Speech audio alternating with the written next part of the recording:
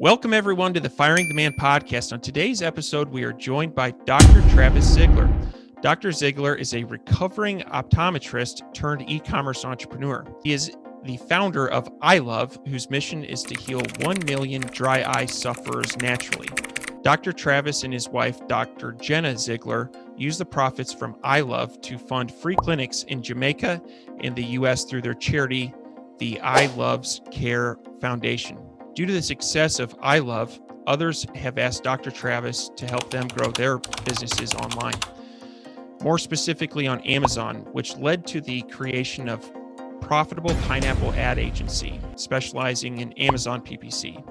Dr. Travis blogs about Amazon PPC and selling on Amazon, and also has a free Amazon PPC masterclass, which we'll post links to in the show notes.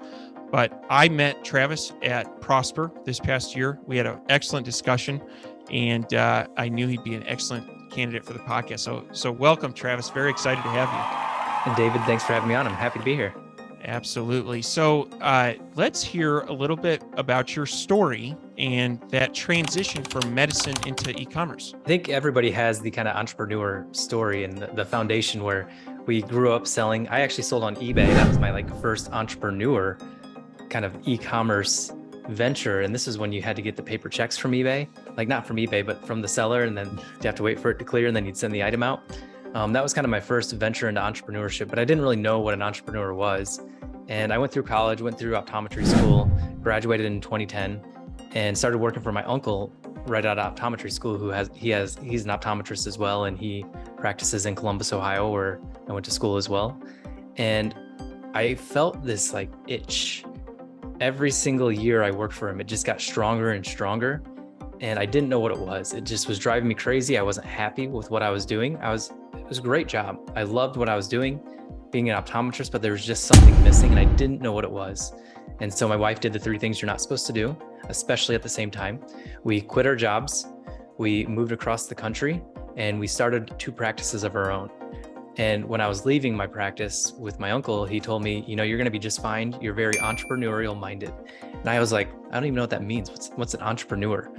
And we were doing it. We went across the country, started 2 practices on our own.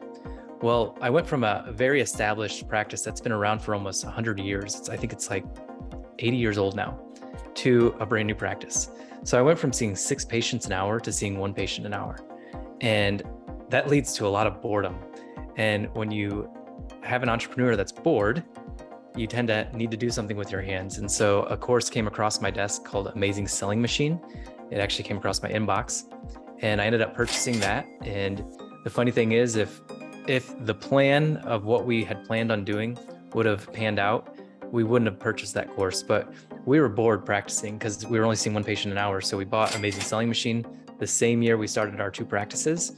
And what we noticed was that we did about 80,000 in the first year, but then the second year we did about 1.2 million. And our practices went from about 300,000 in the first year to about 500,000 the second year. So growth versus growth, hockey stick versus this gradual linear growth. And that's why we decided in 2017 and 18, we sold 1 practice in 2017, 1 practice in 2018, and decided to go full-time into this e-commerce space. And that's pretty much the story of how I went from practicing medicine to now doing e-commerce full-time. And the funny thing is, my wife and I were talking the other day, and she is 1 short year away from being in e-commerce full-time, versus she'll be in e-commerce more full-time than she was practicing optometry. So I'm still a couple of years out. And that's a really interesting story. And to get to the MD level, you guys are in school until you're almost 30, right? I'm an OD, so not OD, as much okay. schooling. I'm more of those fake doctors. We only do 4 years after undergrad. Okay, but still a tremendous amount of schooling to essentially walk away and pursue e-commerce. And so I have to ask, when you bought that Amazing Selling Machine course, did you have an idea for your first product, or did that develop as you were going through the course? So we went through the course training on product selection, and we picked a bunch of baby products. And I think everybody did at that time. It was 2015. And so everybody did supplements and baby products when they first started out with, and that was when it was a wild, wild west. But we realized we knew nothing about babies because we didn't have one at the time. We do now. We have two, but we didn't have any idea. And we're like, we don't know anything about this. Let's just do what we know. And so we ended up going a little bit against the course, and we just decided to come out with sunglasses. And so we were a sunglass company first, and then we morphed into more of an eye care / dry eye company over time, which I'm sure we'll get into that if we want to dig into that story a little bit more. But yeah, we followed the course, didn't really mesh with us. So we just decided to do what we knew, which was eye care. Nice. So Travis, really excited to have you on the show today and kind of dig into PPC and really interesting story and kind of background and like where you were in your career, you know, and you felt something else that was compelling you to do something different. And then on top of that, you had, you know, like you looked at the numbers, and numbers normally don't lie. David always tells me that. He's a recovering CPA. And so you saw like, hey, hockey stick growth and here's growth. And you're kind of like, yes, this makes more sense. And so kind of pivoted into that, which is, I really respect that. It takes a lot of courage and, you know, and to pivot into something like that, and to also kind of pull what you know and what you're passionate about all in the same bucket is really cool. It's super inspiring. So, kind of as we're in 2022, so you've been in this e-commerce space for going on 7 or 8 years now. And so, you know, everybody probably listening to this show is like, the only thing that you can expect is constant change. And so in 2022, can you share with the audience, you know, how has PPC changed? What's working now? And kind of, what do you think? How has PPC not changed in the last year? That's the real question. Yeah. And especially with Amazon has just changed drastically. And what we're seeing mostly as the change is you've heard the sexy term day parting, and that's been going around a lot in the last year or so. Day parting is something that's relatively new, and we're recording this in July of 2022, and Amazon finally announced it just last week. And so this is something that is just coming out. Some companies claim they had access to it early, which I do believe them because they're some of the biggest in the advertising space. But day parting is going to become something big. And what day parting is just simply finding out what time your product sells and converts best, and parting the day in Amazon PPC where you only show your ads during that time, that specific conversion window, and then you turn it off the rest of the time. And so that's something that's big that was just announced on Amazon PPC, and Amazon just announced that. It's called Marketing Stream. Just look up Marketing Stream, and then you'll get to see more about it. So that's been like the biggest news probably in the last month or so. But overall trends that we've seen is, of course, costs. Everybody's seen that costs go up, and it's getting harder to remain profitable with both logistical costs, getting products from overseas. That's been a huge cost increase. Plus, cost per click has risen as well. And so those combinations have really squeezed smaller sellers, and even the bigger ones. You've seen Thrasio have some layoffs, and some of the other aggregators in the space have some layoffs as well. And it's because of those rising costs. Another big thing that we're seeing with PPC is that last year, I just looked at this like 2 days ago, and I was looking at all of our clients' data combined on a dashboard, and 70% of sales were organic, 30% were from advertising, and now it's 50-50. And so you can just see a lot more advertising sales picking up, and you're seeing that in the Amazon search when you're doing Amazon search, because it used to be 1 sponsored, then it went to 2, and now it's up to 4. And you used to see 4 sponsored at the top of search, plus you have the banner, plus you have all this other stuff going on, and then you have the video halfway down the page. And so sponsored is now taking up more real estate on Amazon, and you're starting to see more advertising sales as a result. And so that ratio is starting to get kind of skewed in the direction that us sellers do not want it to happen to. But those are the biggest ones, is you have to pay to play, and the day parting one, and then of course increasing costs are going to be the biggest strategies. And that's kind of what we're seeing in this space. And so you have to be a little more creative with your advertising, go deeper with that keyword research, and then explore other options like Google ads to Amazon, Facebook ads to Amazon, and then we'll get more into that probably later in the podcast, and then Amazon DSP as well, so demand side platform. Okay, yeah, those are really good. And the day parting, I had not heard of that. I heard that they were released a video creator inside the ad portal that they're slowly rolling that out. But the day parting is going to be huge. Hopefully we get that rolled out pretty soon. But that sounds like it's going to drive more efficiency, once you can implement that. Now, you kind of alluded to something as you're seeing, with having insight into lots of accounts, with the agency, and one metric that we look at in our businesses is tacos. And so over the last 12 or 18 months, it's been harder and harder. Like you're saying, the ratio of ad sales versus organic sales is increasing because the real estate, Amazon, I think their ad division is making a ton of money, and that's easy money for them, and it's easy to turn that up higher, right? And so what are some ways to move the needle with that tacos, keeping the organic sales even with advertising, or just in that, we talked about profitability. What are some levers that you can pull there to increase profitability? So for the listeners, tacos is just your total advertising cost of your sales. So your total sales in regards to how much you're spending. And when you're looking at tacos, it's an interesting number. It's a great number to follow. And you got to realize whatever phase of business you're in is what tacos you should be targeting. If you're in a phase of business of growth and you're just focusing on growth, then you need to be pushing a higher tacos, which means more advertising sales, which means more sales overall. To give you an example, we were in hyper growth mode for 6 months last year.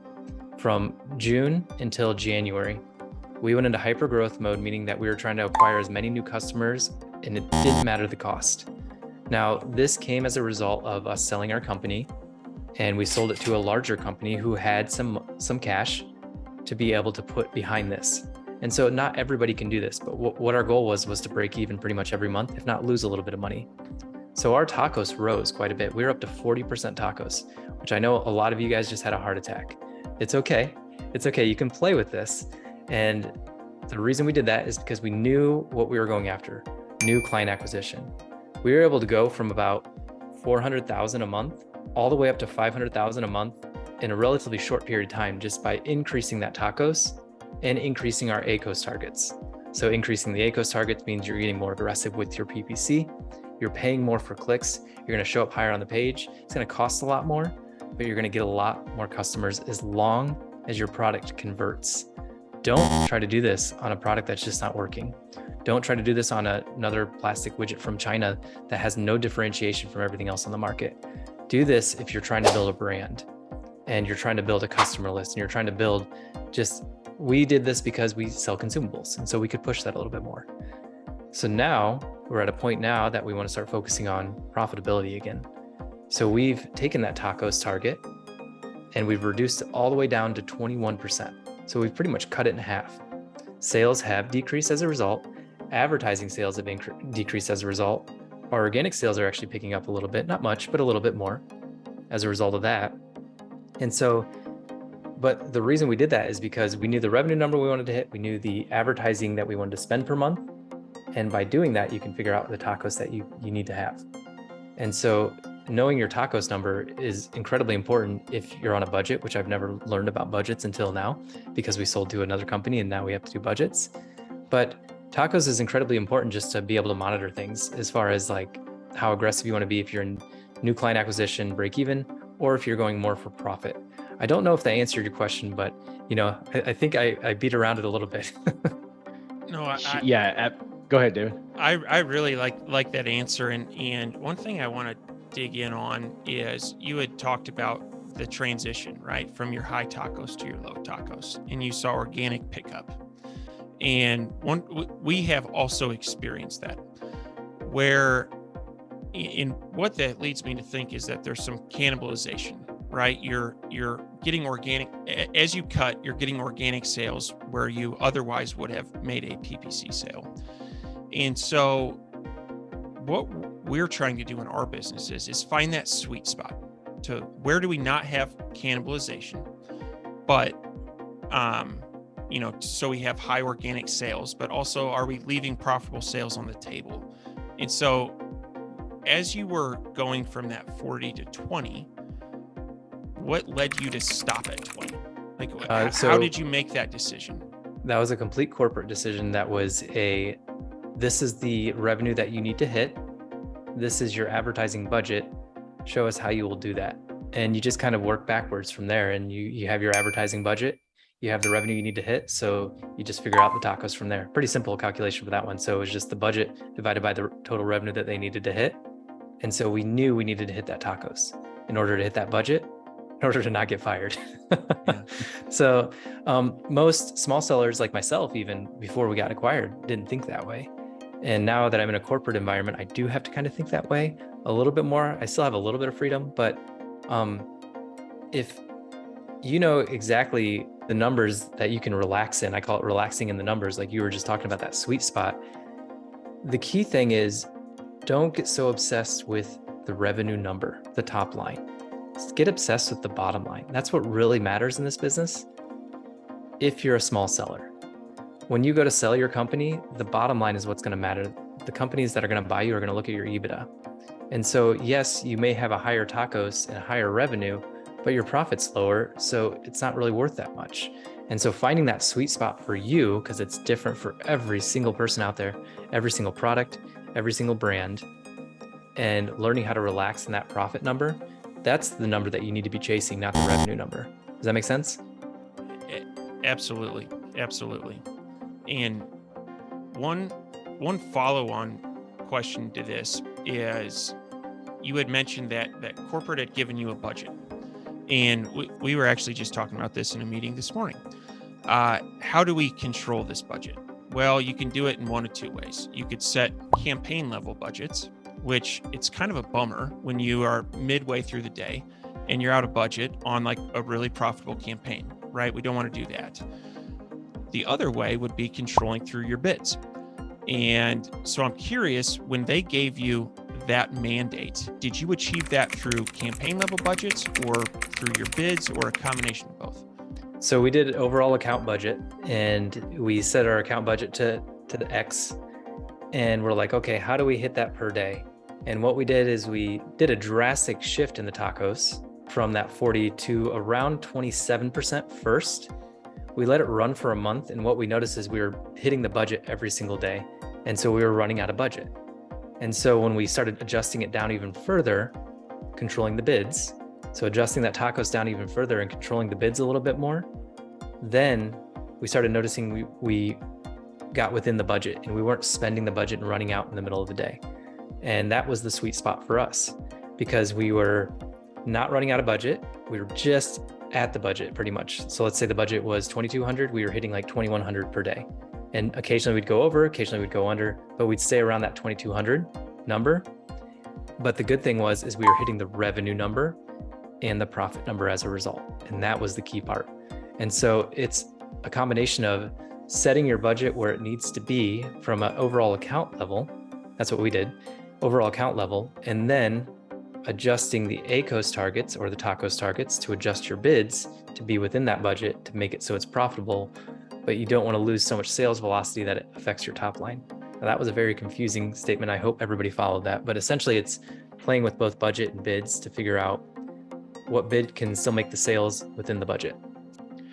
Yeah, that totally makes sense. And definitely, Travis, you said something earlier, is kind of like every business is different. And so as you know, the audience is listening to this, if you're like, oh, tacos 41, you know, every business is different. And I think every business should have a different tacos, different ACOS, whatever is a good fit for what you're trying to accomplish. If you're trying to gain market share, obviously your taco is going to be higher. If you're, prepping for an exit, obviously you want profitability and your taco should be lower. So this excellent deep dive there. Another question here, and this is something I think you mentioned earlier, is conversion rate. And so with PPC, I think conversion rate is oftentimes underrepresented, or it's like something that's overlooked. That can you explain a little bit like what conversion rate is and how to, where to find it, how to improve it? Yeah, so conversion rate is probably one of the most important metrics on Amazon, because Amazon loves conversion rate, a high conversion rate. And if you have a low conversion rate, Amazon's not going to show your product. So a conversion rate is just simply how many people have landed on your page and how many people have purchased. So 100 people have been on your page, 20 purchase, you have a 20% conversion rate. Pretty simple. And so with conversion rate, you got to understand, get in the brain of Amazon. Think like, if I was Amazon, what would I rather do?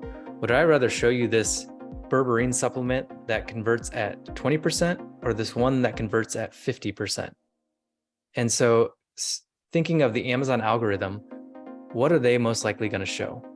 They're going to show the one with 50% because it's more likely to convert into a buyer. Amazon wants sales, period. That's it. They want sales. The more sales they can make, the more money they make, the more money you'll make. So the higher you can make your conversion rate, the better your listing is going to be organically, but then it's also going to come in from a PPC standpoint. Now, if we go over to something like, these kind of go hand in hand, but let's go over to Google Ads for a second. This will apply to the conversion rate here. Just stay with me. Google Ads has something called a quality score. I don't think Amazon's ever announced that they have a quality score, but it's there. It's got to be there. Google Ads has a quality score. The higher your click-through rate, which is impressions, how many times your ad's been seen and how many times it's clicked. So 100 people have seen your ad, 20 people click on it, 20% click-through rate. The higher that click-through rate, the more often Google is going to show your ads. And the higher the click-through rate, the cheaper, the lower cost your Google ads are going to be. Because Google wants people that are going to click on the ad because that's how they make money. Same thing goes with Amazon and their conversion rate. The more Amazon sells, the more your product, the higher the conversion rate, the more it sells, the more Amazon makes money. And so that's two different scenarios with two different metrics that are kind of the same. Because Google is selling clicks, Amazon's selling physical products. It's the same metric though for both of them because they want you to click more or they want you to buy more. And so conversion rate is such a key indicator, and you can just find this simply in your business reports. And so go to business, I think it's like detail page by Child SKU or Child ASIN, I mean, and you can actually see your conversion rate. And depending on what category you're in will depend on what conversion rate is good. I sell sunglasses. Conversion rate, a good conversion rate for sunglasses is 7%. Good conversion rate for my eyelid wipes, 50%, 40 to 50%. And so it just depends on the product. I think the eyelid wipes are a little skewed because the subscribe and save's in there. And so every time a new subscription, that's pretty much, I think it counts as a conversion, but not a session, just because it's, they don't actually go there, it just gets fulfilled. But still 40 to 50%, is a great conversion. Amazon's going to show that all day long because it converts well. And if you go to Amazon right now and type in eyelid wipes, you'll see both of my products as number 1 and number 2 sponsored. We're not organically ranked well because we're fighting pharmaceutical companies that have, they've been selling for 20 years. And so they just have more history than us, but our conversion rate's so high that we're very high in the PPC algorithm. And so we show up as number 1 and number 2 quite often. To continue this conversation on conversion rate, say corporate calls tomorrow and says, all right, Travis, your goal is to double conversion rate over the next 3 months. So you get the team together and you map out a game plan. What are going to be the high priority items? If someone's looking to increase conversion rate, what are the high priority items in some ways that you would accomplish that? I hope they don't ask me to double the 40% one, but if I could get it to 80%, that'd be fantastic. Yeah. The first thing is your product. Your product has to be good. If you don't have a good product that is differentiated in some way, it doesn't matter. It's not going to convert. Plain and simple. Because that leads to better reviews. And reviews is probably the biggest thing. Social proof is huge in the society of e-commerce. And especially now post-pandemic or pandemic, I don't even know what we are anymore. But it's because when somebody's shopping online, they can't touch, they can't feel it. And so reviews is so big, and they want to see if somebody down in the reviews had the same problem that you're trying to fix, and they want to see if somebody else is going through the same thing. And so when they can kind of have that kind of transfers of feelings from a review that they're reading because that person went through what they're going through right now, then that's going to help so much.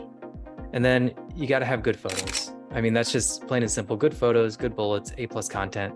That's kind of basic Amazon listing optimization 101.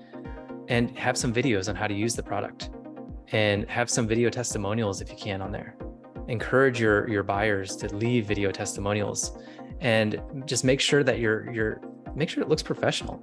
Think like, what I like to do is look at a listing, look at my listings, and some of my listings need a little work, so don't go judge me yet, because I have to go through the corporate process, which takes a long time to get any changes done. But look at your listing and say, would Nike allow this, or would Starbucks allow this? Would a big company allow their listing to look like this? And if the answer is no, then you need to change a lot. And it all goes back to social proof, reviews, good quality product, photos, videos, good bullet points, have professional photos done too. So increase that conversion rate by just doing those simple things. Awesome. Yeah, that's great. A pretty good list too to follow. So, and I agree, conversion rate is huge. It actually, I think, can make or break PPC, depending on your conversion rate. Another question that I have is, we just kind of came off of Prime Day, or I guess what we called it this year was Prime Days. And so, PPC strategy for large events, Prime Day, Black Friday, Cyber Monday. What are you seeing really moving the needle in terms of revenue creation, in terms of profit with PPC strategy? Yep. So I'm going to go back to the last question a little bit to answer this question. One more thing that you can do to really increase conversion rates is a very large coupon. And so if you need to increase conversion rate really quickly and do a lot of sales velocity, put a 50% off coupon. This is not a coupon code, but a coupon. This means they clip it on the listing and they can only use it towards a quantity of one, which is better than a promo code, which can be multiplied, and you don't want to deal with that. That's going to increase your conversion rate as well. So for Prime Days, this is something that we just did this last time, and we do it for Black Fridays, for Cyber Mondays, for Christmas, whenever your season is, Father's Day, Memorial Day. So before Prime Day, what's happening is people know Prime Day is coming because Amazon doesn't stop advertising. They're all over everything about Prime Day. But people go to Amazon to start shopping, but they don't buy. And so what we do the 5 days before Prime Day is we make them want to buy. We actually put massive coupons on our best sellers the 5 days leading up to Prime Day. So anywhere from 30 to 50% off. Because if they're shopping during that 5 days, they're usually just clicking on your ads and costing you a lot of money, but they're not converting. But what if you switched it and put a big coupon on it before Prime Day to these people that are just window shopping? It's going to convince them to buy at that time. So everybody else's conversion rates are sinking while yours are rising as a result of these big coupons. So we didn't change anything with our PPC strategy leading up to Prime Day. We kept it as aggressive as ever when everybody else goes down, and we put a big coupon on it. What that actually did is it led to a 30% increase in sales throughout those days. Profit might have been about the same or maybe even lower, but we're increasing conversion rate for 5 days leading up to Prime. We're not touching our Amazon PPC. And then when Prime Day hits, we switch it to a smaller coupon. And so we switch it to a Prime exclusive discount of 20% versus the 30 to 50%. And we've increased our organic ranking as a result of that, because everybody else is retracting while you're still going all in. And so then during Prime Day, we do a 20% off Prime exclusive deal. We didn't do any lightning deals this year. And then for PPC, what we did is we just did an increase in the top of search placement, anywhere from 50 to 100%, and then increase the budget. And that's all we had to do. We didn't change bids. We didn't do anything else. We just increased top of search budget or top of search bid placement, and then increased our budgets. And that's all we did.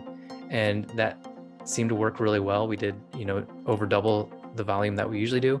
We are not an Amazon Prime Day brand.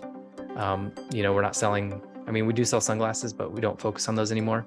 We sell mostly dry eye products. So like face wash, eyelid cleansers, eyelid wipes, and people aren't really looking for those on Prime Day, but they will look for deals on if they already use that product. So we do a big sale beforehand, less sale the day of. And so that kind of increases conversion rates going into it.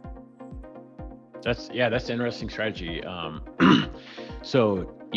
Building up and then decreasing. I like that. Now, have you had a chance to analyze the profitability on that to see like if the amount coupon versus the, the volume came through? Is it profitable, or is it?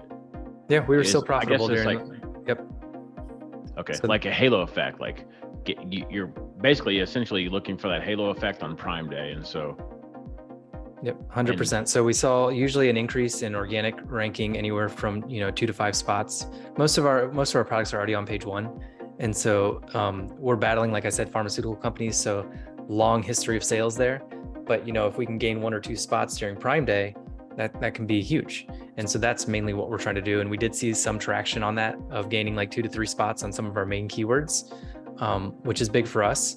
And then the profit was there. And so that was the big key, is profitability still going to be there even when we're doing the 50% off? And it was. And so that was the good thing.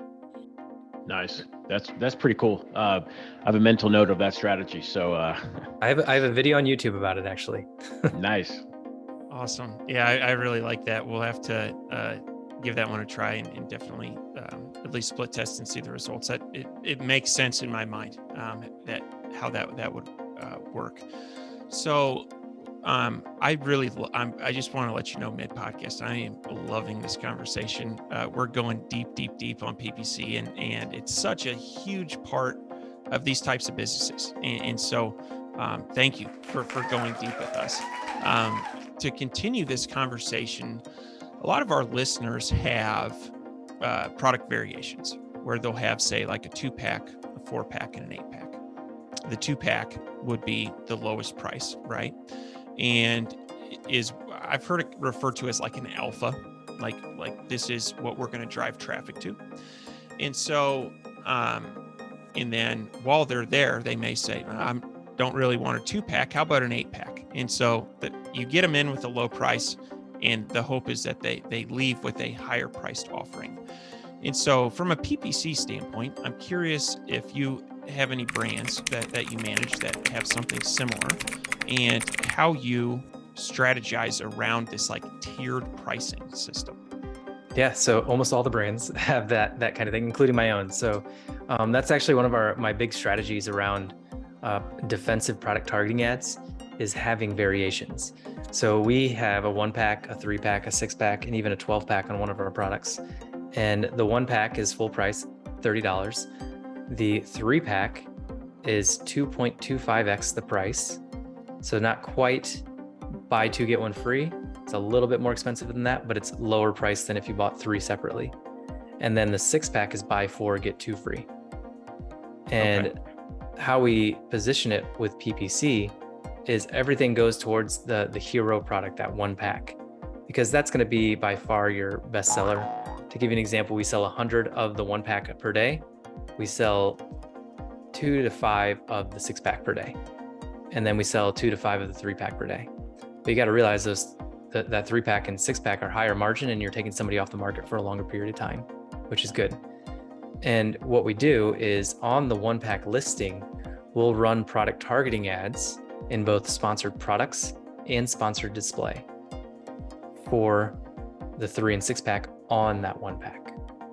So when you're on the product listing for the 1-pack, if you scroll down a little bit, you'll see the 3-pack and the 6-pack down there. And you can do this with other variations as well. You can do this with colors. So if you have a brown one, and you can advertise your black, your purple, your blue. It's called a product targeting ad, and it's both in sponsored products and it's in sponsored display. So that's how we position PPC with variations to kind of promote more people to buy the multi-pack varieties or different colors as well. And it kicks your competition off the listing as well, because when you have a 6-pack, you can bid higher, because a 6-pack has more profit than a 1-pack, so you can bid a lot higher. I'm talking like $10 to $15 to $20 per click, because it will kick everybody else off that listing as a result, and you'll be that first position. Yeah, I like that strategy. It does too. One is the higher priced products, as long as it has a good conversion rate, yeah, you can afford to bid way higher, and protect your lower variation or your lower quantity pack. So that's a really good strategy. Something that David and I have been kind of taking a look at within our company is as we try to be more efficient with our Amazon spend, is auto versus manual campaigns, and kind of the ratio of spend between them. And that's something that's kind of, we're looking at to say, okay, if autos are not as efficient and manuals are more efficient, what is that level? What should it be and to be optimized? And so can you share your thoughts on that? I hate auto campaigns. So that's my thoughts on it. But no, I don't hate them. I just don't get along with them very well because they are so broad and they just don't make sense, but there is a place for them. So manual campaigns should be the majority of your campaigns. Exact match campaigns are scale campaigns. Those are what's going to scale your brand at the most efficient way possible. And then when you go down to broad and phrase, those are discovery campaigns. The goal of a broad and a phrase match campaign is to discover new search terms, to then take over to your exact match, to then scale. So that's the whole goal: exact scale, broad and phrase discovery. Now, where does auto come into that? Auto is good for placement versus search. So automatic campaigns are going to put you all over product pages more than they're going to put you on search. They will find some search terms for you to be able to scale and move into that exact match group, but they're mostly going to place you all over product pages.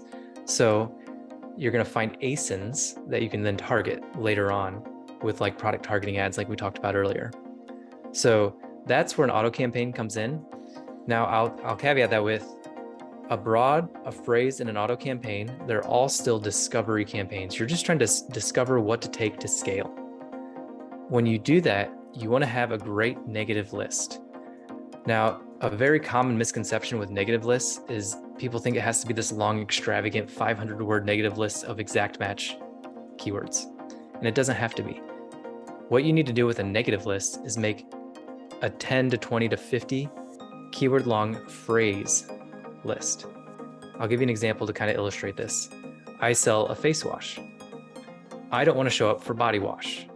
So body will be a phrase negative for me. And I'll put that phrase negative in all my broad, auto, and phrase campaigns because I don't want to show up for that in any of them. Another one, hand. I don't want to show up for a hand wash or a foot wash. So hand, foot, body, hair, those will all be phrase ones because I am a face wash. I don't want to show up for anything like that. But if you let Amazon run wild with your broad, phrase, and autos, it will probably show you for one of those just to test it out. See what happens. So coming up with a list of 20 to 50 of those phrase negative keywords that you absolutely don't want to show up for, and then putting those into your auto campaigns can save you a ton of money. Putting them in your broad and phrase as well will save you a ton of money. I'll give you one more example. Let's say you sell a plastic colander, the little things that drain pasta. You don't want to show up for metal because some people want a metal colander.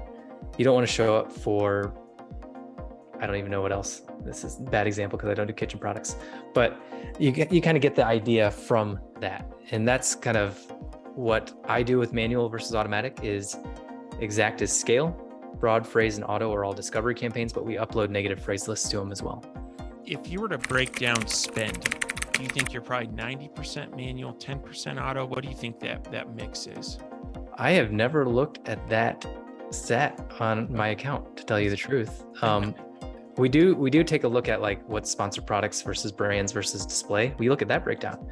But manual versus automatic, I only run automatic campaigns on the 20% of my products that are making most of the money. So like the 80-20 rule applies to everything I do with PPC. And I only run auto campaigns for the 20% of products that are producing 80% of the results. And so if you have 10 products, I would run it on 2 because those are your best sellers. And so I want to discover more to scale those. And that's where a lot of people go. This is going to be a side rant real quick. A lot of people go wrong is they're trying to go after all their products equally when 20% of your products are producing 80% of your revenue and profit. So what if you took all of your ad budget and put it towards those 20% of products? People hate it when they onboard with us because it's like, wait, I have 20 products and you just want to go after these 4?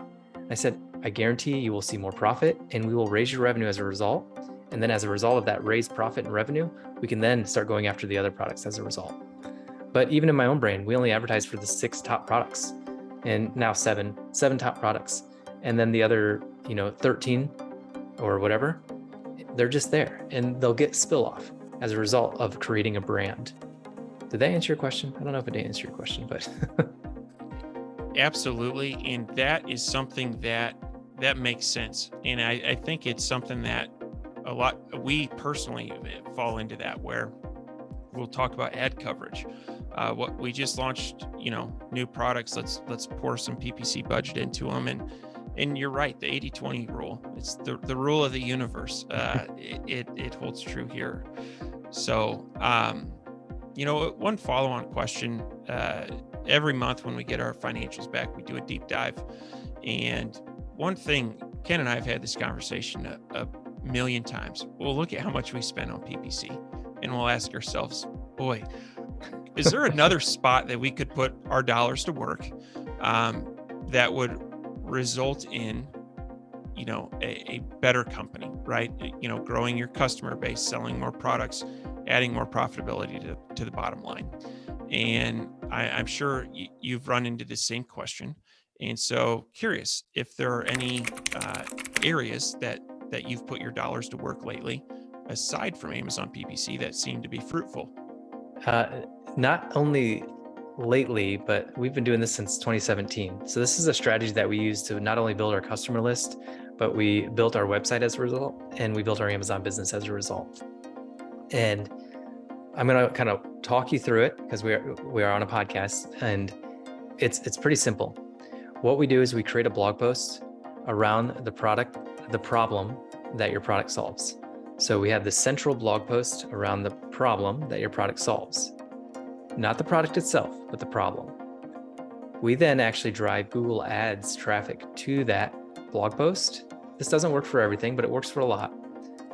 Google Ads to that blog post, and then the blog post itself actually has an Amazon attribution link to go buy on Amazon instead of on your website. Now, people have called me crazy for 5 years, like, why would you take people from your website over to Amazon to buy? Because Amazon will increase your organic rank. You have them on a warm-up page. Amazon converts better than your blog ever will, or your website ever will. Your website, if you have a great website, you'll convert at 3% tops. Some people get up to 5 to 7%, but most of the time it's in between 1 and 3%. Amazon, your same product could convert 10 to 50%. And so we send Google Ads to this blog around the problem that our product solves. And then that goes through an attribution link over to Amazon, attribution link so we can track it, to buy. Increased rank, increased external traffic for Amazon, which Amazon loves. And then you also get a 10% kickback from that sale price through that attribution link. And so you get a bonus from Amazon. With this, we get anywhere from a 3 to 7 ROAS on these blog posts with unlimited traffic because it's Google. As long as the traffic's there, as long as you find the right problem to address, then you're going to be able to just keep pumping traffic over to Google. Google right now in our brand, we're spending $700 a day. And with PPC, since we had to cut the budget, we're spending about $2,200 a day. We were up at one point up to like $6,000 to $7,000 a day when we were up at that 40% tacos, but we've had to get more efficient. And what we saw is as we started bringing things down, our ROAS in Amazon PPC was around 2 to 2.2 to 2.3, but our ROAS over on the Google Ads side, Google Ads to blog post to Amazon, was anywhere from 3 to 7. And so we're starting to shift our PPC budget over to Google. Now you have somebody on your blog, you can pixel them. Pixels will be dead soon, but pixel them still. You can then you can pixel them because they clicked on your Google ad. You can pixel them inside Google. Most people think of Facebook as a pixel because that's what it's called in Facebook, but Google also has the same thing. They're called custom affinity audiences, and you can get into a whole deep dive of that. But now you've pixeled them that they've clicked your ad, and then you can remarket to them, and you can also get an email lead as a result.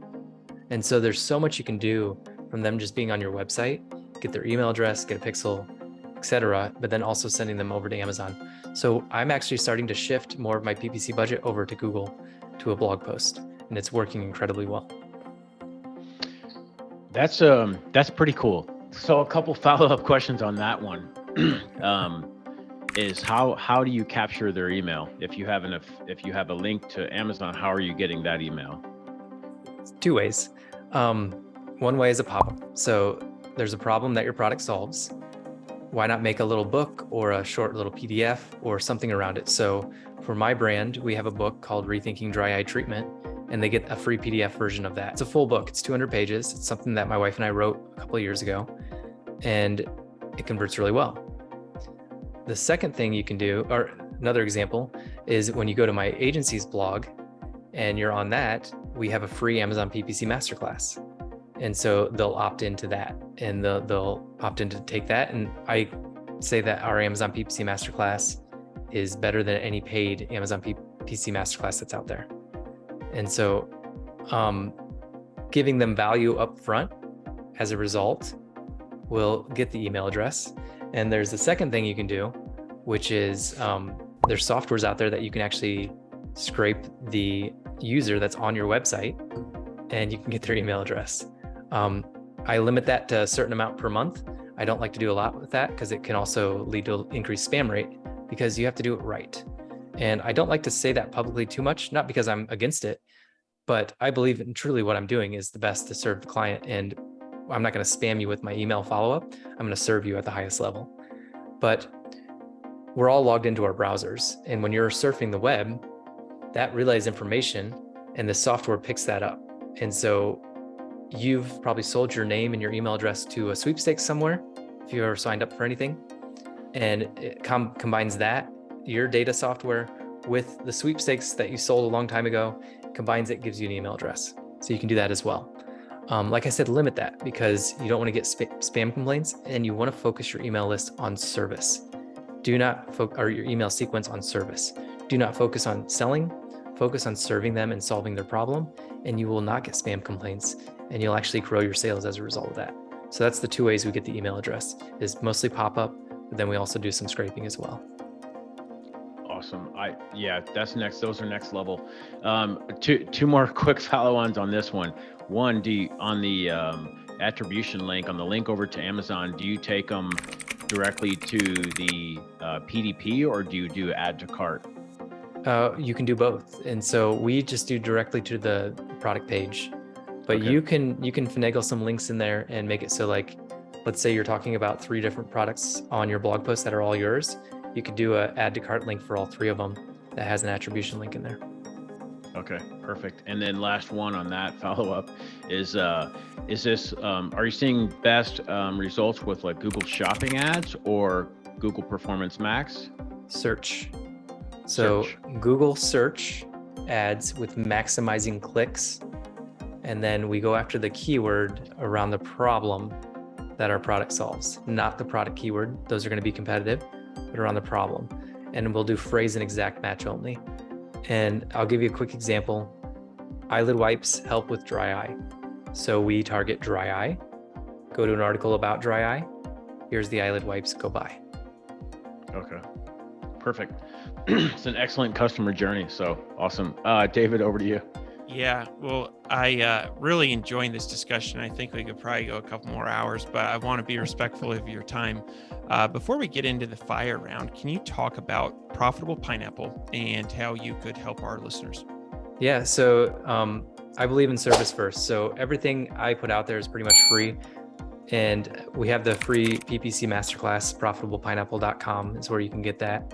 If you also go to profitablepineapple.com/audience, that kind of last strategy I talked about, I actually have a free course around that. And so I believe in giving away all my secrets for free. You guys can take it and run with it. Because what I've found is the more I serve people, the more people come back to use us as an agency. So we are an Amazon PPC agency. We help with Amazon PPC, of course. That's the bread and butter. That's your 80-20. All the other advertising platforms, even though Google's starting to take over for me, but Amazon PPC is your bread and butter. That's going to be the biggest opportunity for you.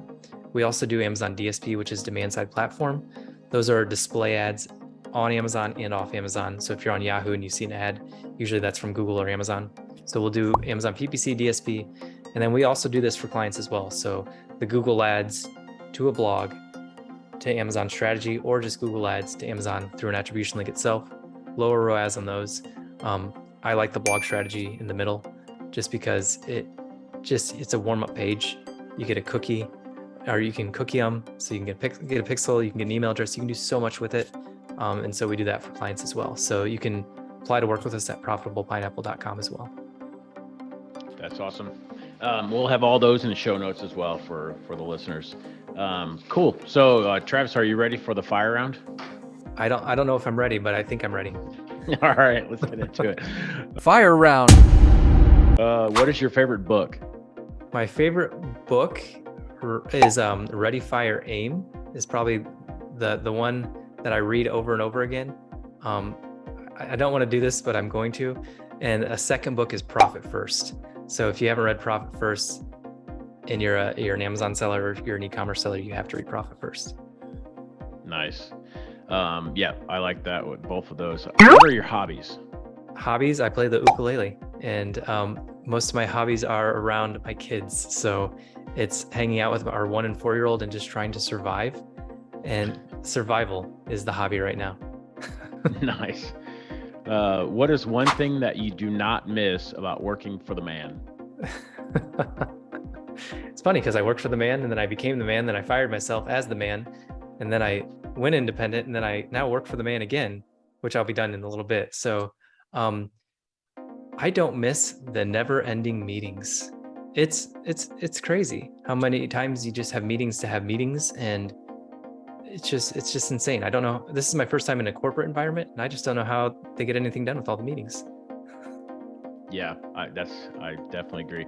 All right, last one. What do you think sets apart successful e-commerce entrepreneurs from those who give up, fail, or never get started? Persistence. It's just picking something to do and sticking with it long enough to see success. I mean, knowing who you serve and deciding to serve that person and do it persistently by showing up every single day is going to outperform anything else. Because what we did with I Love is we focused on dry eye sufferers, and we did a video every week to those dry eye sufferers. We were in there helping them answer their questions. We emailed them all the time. For the Amazon PPC agency, we come out with a video pretty much every other week on YouTube. We come out with a YouTube short every single day. We just show up persistently. And when that happens, it attracts what you're trying to achieve. We never try to sell, we just try to serve, and we do it persistently. And that's the difference between success and not having success. Absolutely. Dr. Zigler, how can people get a hold of you? Easiest way is Facebook. Just look up PPC Pros, and that's our Facebook group. You can find me in there, and Dr. Travis Zigler is my Facebook URL as well. And then if you want to apply to work with us, or you just want to reach out, profitablepineapple.com, just fill out that application. It comes straight to me. I actually still do all the sales calls in our agency just because I like chatting with entrepreneurs. So it's a lot of fun. So if you fill out the application and we end up jumping on call, I'd love to chat with you. And that's at profitablepineapple.com. Awesome. And we'll post links to all that in the show notes. Want to thank you for being a guest on the Firing the Man podcast, and looking forward to staying in touch. Thanks for having me on. Appreciate it. So make sure you subscribe to our channel and hit the little bell to be notified whenever we come out with great business building and Amazon PPC strategies.